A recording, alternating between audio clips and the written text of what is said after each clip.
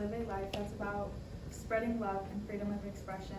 Well, after the Vietnam War, that's how the hippies chose to live their life. Hi, I'm Isabel, and this is my partner, Trevor Ron. and today we're going to be telling you about the hipster culture. It's important to really listen and be more open-minded about learning more cultures and being aware, because it helps you be more sympathetic and avoid being disrespectful, and maybe one day you'll choose to be a hippie.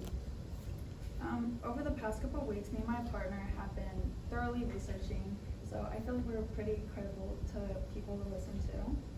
Today we're going to tell you about different parts of the hippie culture. The topics we're discussing are history and development, beliefs and values, lifestyle, and lastly, their culture. And now I invite my partner to tell you about our first main point. Hippies, like many other established groups, have a history of beginnings and ends.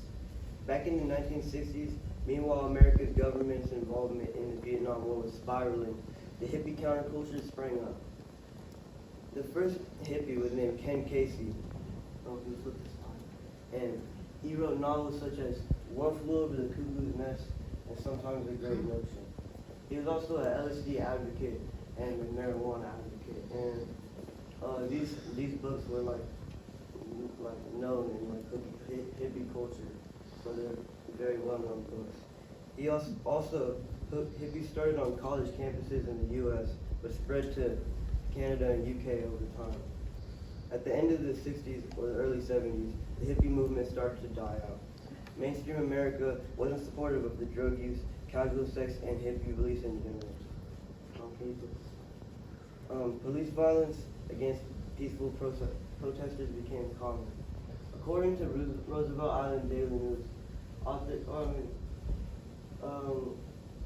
this was the most famous case of the police violence, which was Camp State Massacre in 1970, which was when the Ohio National Guard opened fire on a group of unarmed students protesting the Vietnam War. 4 students were killed and 9 others were injured.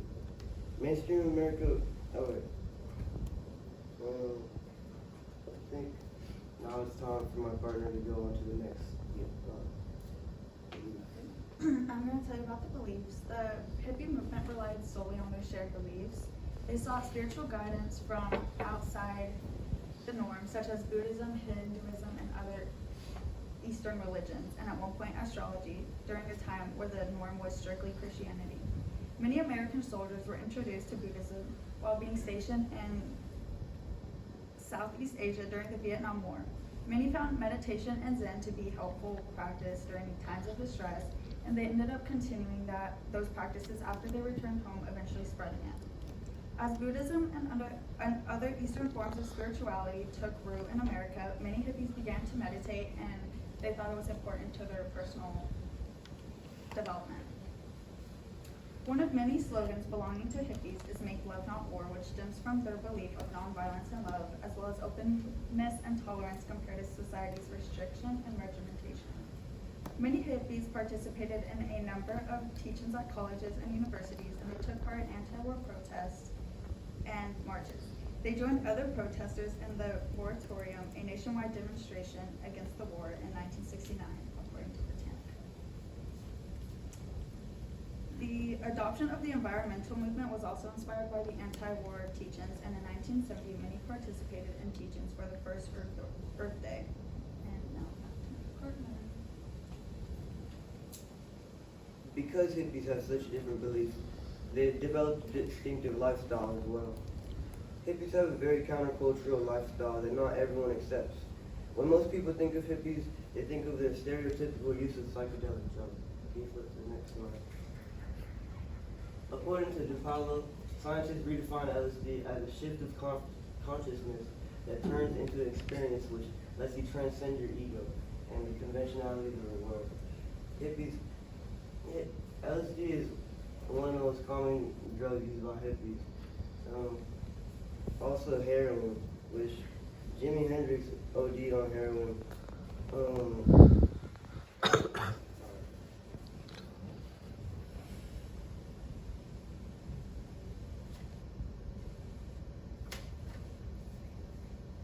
Between 1957 and 1958, Roughly 100,000 young people from the U.S. and Europe traveled through the Middle East on the hippie trail and seeking enlightenment and following drugs.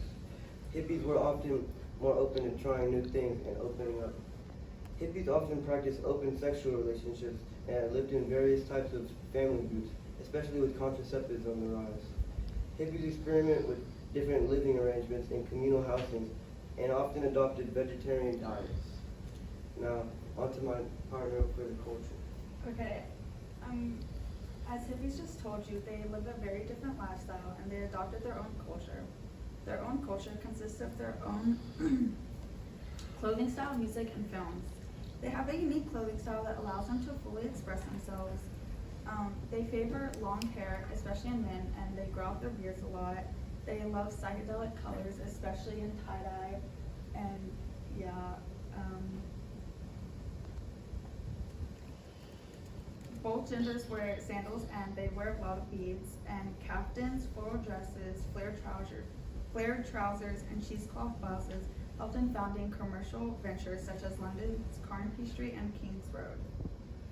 Hippies also have a unique music taste, and music is a big part of their identity.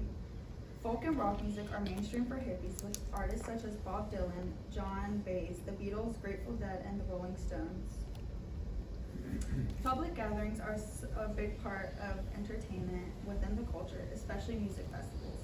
300 performances took place in the U.S. between 1967 and 1971. One of the most known ones was Woodstock, a 3-day event in New York that drew a crowd of 500,000 people, which ultimately paved the way for today's music festivals. These festivals have also shaped traditions still happening today because hippies do love to gather around, especially in San Francisco. Yeah, and that's my conclusion. Today, we told you about the history culture, focusing on 4 things: history, beliefs, lifestyle, and lastly, culture. We hope the information we presented to you today sticks with you. So again, you can be more aware and open-minded, and maybe one day in the future, explore those cultures deeper yourself.